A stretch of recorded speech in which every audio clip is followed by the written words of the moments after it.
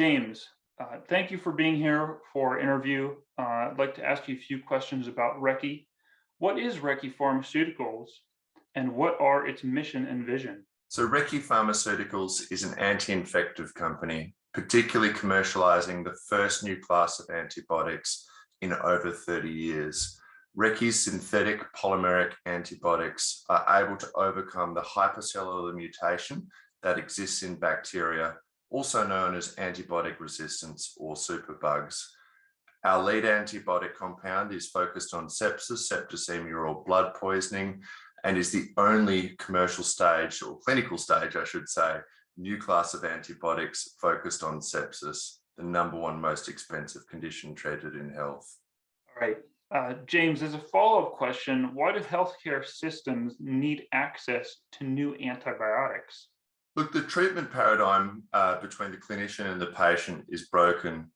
The patient presents where they're demonstrating an infection, you take a blood pathology draw, you rush it off to the laboratory. In the case of sepsis, our primary focus and the #1 most expensive condition treated in health, and that time-consuming diagnostics of what type of bacteria that patient has and what antibiotic, hopefully, that bacteria may be susceptible to, really needs to be a thing of the past. We have designed our technology to be intravascularly infused to get on top of that infection, regardless of bacterial stain, regardless of its hypercellular mutation, leading to better patient outcomes. Because there's no doubt the faster you're on top of that infection, the better the patient outcome. And the broad spectrum nature of targeting bacteria in the blood, where there's no such thing as good bacteria, is the ability to get on top of that patient presentation or infection, leading to better patient outcomes. So the healthcare industry is crying out for a new technology, or in fact, an efficacious technology that is able to overcome that challenge of blood poisoning, or otherwise known as sepsis. Thanks, James. So what is Recce 327 and how is it differentiated from other antibiotics on the market and in development? Look, Recce 327 is a synthetic polymer. All existing antibiotics to date are naturally derived, bacterial fungi cultivated out, put against the offending bacterial fungi. Now, the challenge in such a scenario of previous technology is you're only as good as what's found in nature. Simple mechanisms, upside downside challenges of manufacturing. And of course, it comes with the known toxicities that taking something from nature and putting it in your body and hope it works come with it. Recce has designed our technology with first principles in mind. We know bacteria mutate. We know unique mechanisms are ideally working in unison together to overcome that hypercellular mutation. And we know the targets on the bacteria that we seek to bind with. So with the beginning with the end in mind, we're able to create the perfect antibiotic compound, able to tackle the challenge of antibiotic resistance, whilst of course maintaining that broad spectrum nature that we would so seek in the unmet medical needs that Recce 327 faces. Thanks, James. And why can you claim that Recce 327 is invulnerable to antibiotic resistance? Now, we know in theory with multiple mechanisms of action that Recce 327 would be a more powerful antibiotic against resistance, but why can you claim that this is the case?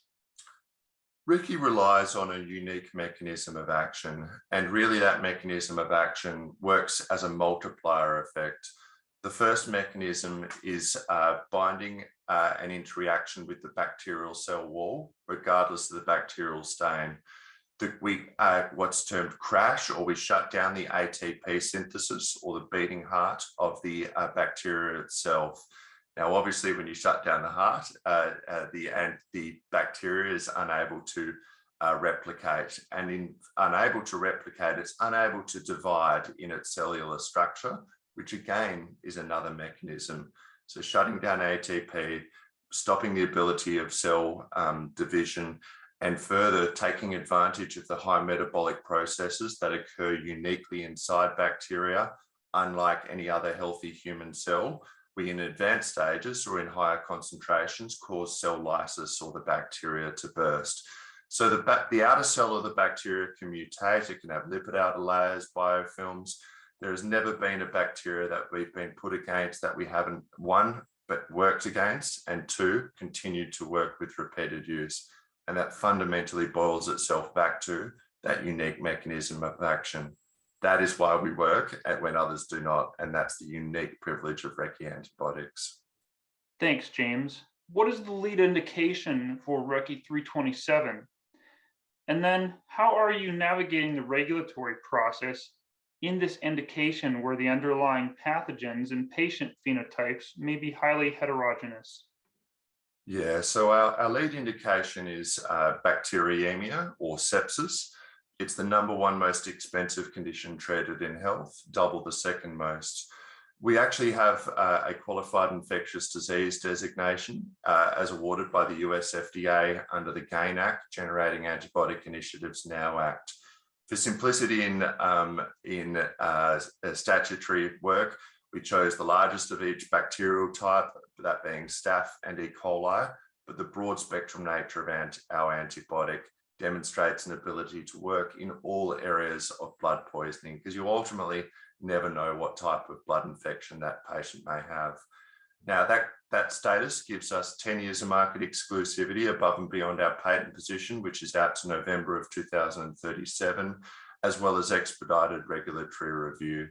So targeting the #1 pharma economic burden in healthcare, double the second most, really puts our antibiotic in a unique economic position, whilst at the same time in our clinical trials, we are the only, which is terrifying, frankly, the only clinical stage sepsis drug in the world in our present phase 1 human studies. So what that may mean beyond is a very good chance that we would progress into a phase 2 and really gives the sign of new hope in the fight against superbugs. How safe and well tolerated is the drug? And along with that question, why do you think it will continue to be well tolerated? And why does it preferentially target bacteria as opposed to eukaryotic or human cells? So Recce 327 has had 2 clinical studies approved. The studies have been approved by independent ethics committees. Our compound avoids the healthy human cells by differentiating between a bacterial cell and a healthy cell. Frankly, if you thought of us as a fungal company, which has the commonalities of eukaryotic or simple or human cells, it's not us. We don't work on human cells. We don't cause carcinogenics of those healthy human cells, and we certainly don't work against fungal type cells. And the reason is there's a commonality, without getting too specific what that commonality is, that our compound uniquely avoids. We are attracted to proteins, particularly the proteins of bacterial cells or the proteins of viral envelopes. But certainly when it comes to our healthy human clinical trials, we've gone from 50 milligram intravascular dosing to some 10 increase at 500 milligrams. It's an internationally regulatory approved or regulatory recognized protocol, I should say. And that really puts us in a position where we're demonstrating good safety, good tolerability, and of course, in our animal studies to date, or certainly in our topical antibiotic studies in the Burns wounds trial, we've demonstrated excellent efficacy. So you want a drug, of course, with good safety and excellent efficacy, and that's thankfully what our clinical studies to date have demonstrated. So James, thank you for that. And with Recce 327's broad spectrum efficacy against a wide variety of bacteria and some viruses tested so far, what does Recce have in its sights beyond sepsis, given that the development in that area is successful?